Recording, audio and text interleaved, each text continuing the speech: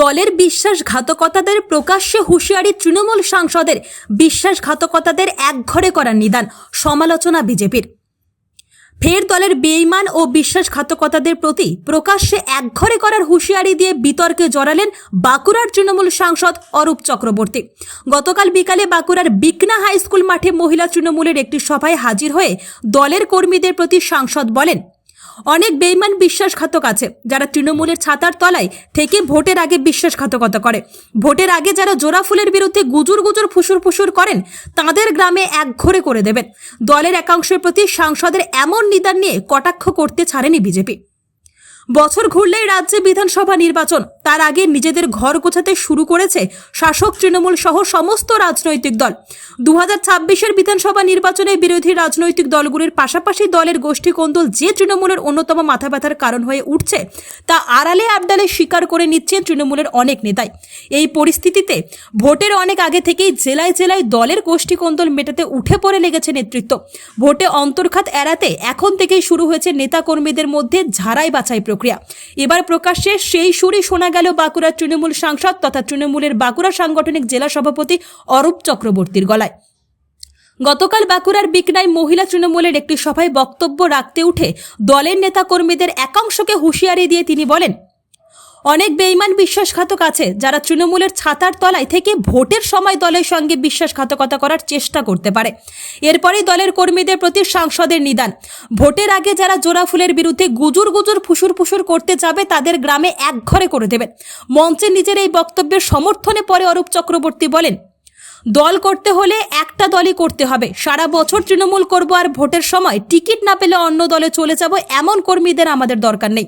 যারা এমন বেইমানি করে তাদের সতর্ক করে দেওয়া হলো, তাদের চিহ্নিত করার কাজও শুরু হয়েছে। এদিকে সাংসদের একঘরে করার নিদান নিয়ে তৃণমূলকে এক হাত নিয়েছে বিজেপি। কেন্দ্রের প্রাক্তন মন্ত্রী সুভাষ সরকার বলেন, টাকা পয়সার ভাগাভাগি নিয়ে তৃণমূলের অন্দরের কোন্দল এমন জায়গায় পৌঁছেছে যে কর্মীদের মধ্যে ন্যূনতম বিশ্বাসযোগ্যতাটুকু নেই।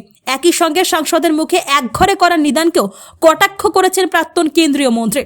মঞ্চে বললেন যারা গুজুর গুজুর ফুসুর ফুসুর করছে তাদের একঘরে করার নিদান নিলেন, কি বলতে চাইলেন? ভাই, দলটা করতে গেলে একটা দল করতে হবে। আমি তৃণমূল করবো আর ভোটের সময় টিকিট পাবো না, গুজুর গুজুর ফুসুর চলে যাও, থাকা দরকার নেই। বেঈমান কাদের বললেন? যারা বেইমানি করে তাদেরকে। মানে 26-এর ক্ষেত্রে কি এটা এই বেঈমানদের প্রতি?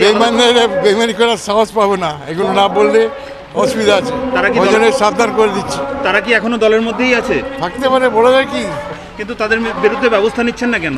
আমাদের সন্ধান চলছে, ওই জন্য অ্যালার্ট করে দিলাম সমস্ত কর্মীদেরকে, ভোটারদেরকে, যারা বিশ্বাসঘাতক, যারা দলের খাবে, দলের পড়বে, দলের বিরোধিতা করবে, তাদের সঙ্গে কোনো সম্পর্ক রাখার দরকার নেই।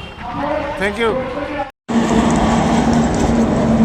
বাঁকুড়ার সাংসদ 26-এর নির্বাচনকে কেন্দ্র করে তাদের দলের সাংগঠনিক বৈঠকে বলছেন যে দলের মধ্যে অনেকে অন্তর্ঘাত করার কথা ভাবছেন, তারপরে আবার তাদেরকেই শাসানি দিচ্ছেন যে তাদেরকে যেন একঘরে করে রাখে। এক অদ্ভুত নিদান। তো অর্থাৎ যে তৃণমূল দলে টাকা পয়সার ভাগাভাগিটা এখন এমন জায়গায় গিয়ে পৌঁছেছে যে নিজেদের মধ্যেই বিশ্বাসযোগ্যতা নেই, দলের প্রতি সমর্পণ মনোভাব নেই। এটা তৃণমূল দলের পরিস্থিতি।